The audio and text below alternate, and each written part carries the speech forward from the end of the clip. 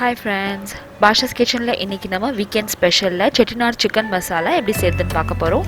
இந்த Chettinad Chicken மசாலாக்கு நம்ம இன்னைக்கு ஒரு Chettinad மசாலா வீட்லயே prepare பண்ணிட்டு அந்த மசாலா வச்சு தான் இந்த ரெசிபி இன்னைக்கு நம்ம prepare பண்ண போறோம். யூசுவலா பாத்தீங்கன்னா நம்ம வந்து Chettinad மசாலா பாக்கெட்ஸ்லயும் வாங்கி செய்யலாம். பட் வீட்ல இன்ஸ்டன்ட்டா அரைச்ச மசாலா வச்சு எப்படி ஒரு Chettinad Chicken மசாலா செய்யணும் அப்படின்றத பத்தி தான் இந்த வீடியோல உங்களுக்கு ஷேர் பண்ணிருக்கேன். வாங்க பார்க்கலாம்.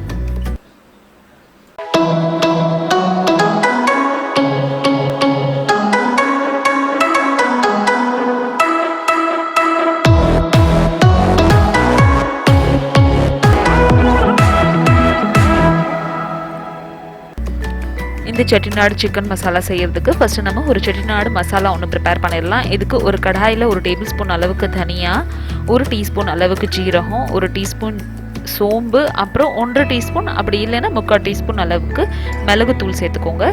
1/4 டீஸ்பூன் வெந்தயம், ஒரு பிரிஞ்சி இலை, ஒரு பாதி பட்டை, 3ல இருந்து 4 லவங்கம் எடுத்திருக்கேன், ஒரு ஏலக்காய் எடுத்துக்கோங்க.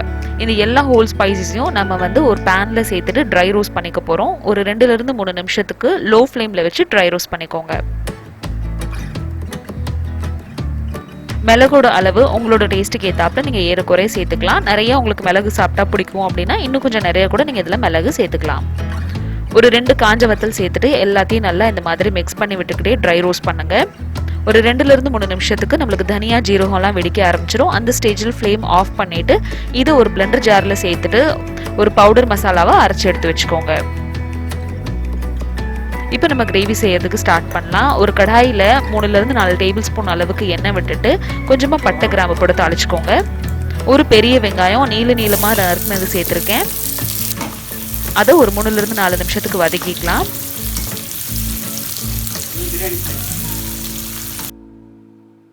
வெங்காயம் இந்த அளவு வதங்கினதுக்கு அப்புறமா ஒரு பச்சை மிளகா, அப்புறம் நம்ம அரைச்சி எடுத்து வச்சிருக்கிற இந்த Chettinad மசாலால ஒரு டேபிள் ஸ்பூன் அளவுக்கு சேர்த்துட்டு எல்லாத்தையும் நல்லா கலந்து விட்டுக்கோங்க.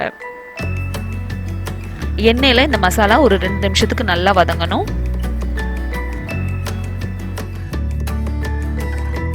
இந்த அளவு வதங்கினதுக்கு அப்புறமா 2 டீஸ்பூன் அளவுக்கு இஞ்சி பூண்டு பேஸ்ட் சேர்த்துட்டு கொஞ்சமா தண்ணி விட்டு எல்லாத்தையும் நல்லா மிக்ஸ் பண்ணிக்கலாம்.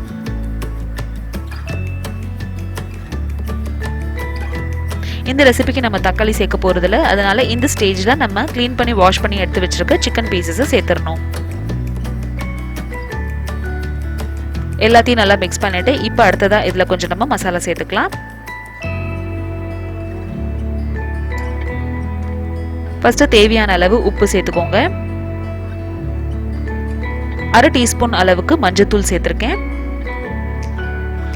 1 டீஸ்பூன் அளவுக்கு வெறும் மிளகாத்தூள் கொஞ்சம் சேர்த்துக்கோங்க. 1/2 டீஸ்பூன் அளவுக்கு தனியாத்தூள் சேர்த்துட்டு 1 டீஸ்பூன் அளவுக்கு மறுபடியும் கொஞ்சம் மிளகு தூள் சேர்த்துட்டு எல்லாத்தையும் நல்லா மிக்ஸ் பண்ணிக்கோங்க. அடுத்ததா இதுல 1/2 லெமனோட ஜூஸ் வந்து இந்த மாதிரி பிழிஞ்சு சேர்த்துக்கோங்க. தக்காளி இல்லாததுனால நம்ம வந்து இன்னைக்கு இதுல வந்து கொஞ்சம் லெமன் சேர்த்துருக்கோம். சிக்கன்ல வந்து நம்ம லெமன் சேர்க்கறதுனால இதோட டேஸ்ட் நல்லா என்ஹான்ஸ் பண்ணி நம்மளுக்கு கொடுக்கும். எல்லாத்தையும் நல்லா கலந்து விட்டுட்டு இப்போ சிக்கன் வேகிறதுக்கு தேவையான தண்ணி விட்டுக்கலாம். 1 கிளாஸ் அளவுக்கு தண்ணி விட்டுருக்கேன். அதே மாதிரி சிக்கனோட பீசஸ் நல்லா மூழ்கிற அளவுக்கு நீங்க தண்ணி விட்டுக்கணும்.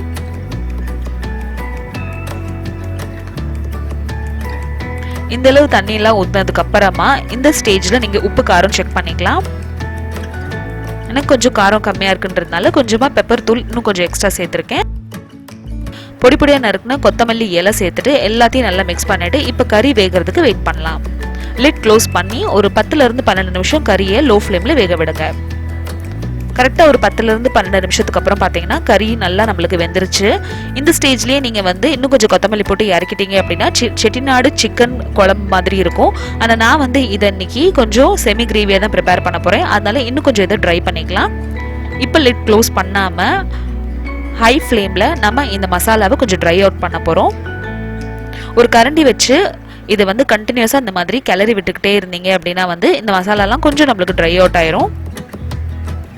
ஒரு 5 நிமிஷம் இதை நம்ம இந்த மாதிரியே கிளறி விட்டுட்டே இருந்தோம்னா நல்லா எண்ணெய் பிரிஞ்சு மேலே வந்து நம்மளுக்கு என்ன கன்சிஸ்டன்சி வேணுமோ அந்த கன்சிஸ்டன்சி நம்மளுக்கு இந்த சிக்கன் மசாலாக்கு வந்துடும். பாருங்க, இப்போ நம்மளோட சிக்கன் மசாலா நல்லா ட்ரை அவுட் ஆயிருச்சு. இந்த ஸ்டேஜ்ல நான் வந்து ஃப்ளேமை ஆஃப் பண்ணிடுறேன். கொத்தமல்லி போட்டு இறக்கி இதை நீங்கள் ரசம் அப்படி இல்லைன்னா ஒயிட் ரைஸ்க்கு சர்வ் பண்ணீங்க அப்படின்னா செட்டிநாடு சிக்கன் மசாலா நம்மளுக்கு தயாராகிடுச்சு. இந்த ரெசிபி உங்களுக்கு பிடிச்சிருந்துச்சுன்னா இந்த வீடியோக்கு லைக் கொடுங்க. சேனல் ஃபர்ஸ்ட் டைம் பார்க்குறீங்கன்னா கண்டிப்பாக சப்ஸ்கிரைப் பண்ணுங்க. இதே மாதிரி சிக்கன் ரெசிபிஸ்க்கு கீழே இருக்கிற டிஸ்கிரிப்ஷன் பாக்ஸில் லிங்க் பாருங்க. தக்காளி சேர்க்காமலேயே ஒரு சூப்பர் ஸ்பைசியான செட்டிநாட் சிக்கன் மசாலா ரெசிபி நீங்களும் உங்கள் வீட்டில் இருக்கிறவங்களுக்கு செஞ்சு கொடுத்துட்டு உங்களுக்கு எப்படி வந்துச்சு அப்படின்றத கமெண்ட் செக்ஷனில் சொல்லுங்கள். இன்னொரு இன்ட்ரெஸ்டிங்கான வீடியோவில் அடுத்து உங்களை வந்து சந்திக்கிறேன். தேங்க்யூ ஸோ மச் ஃபார் வாட்சிங். பாய்.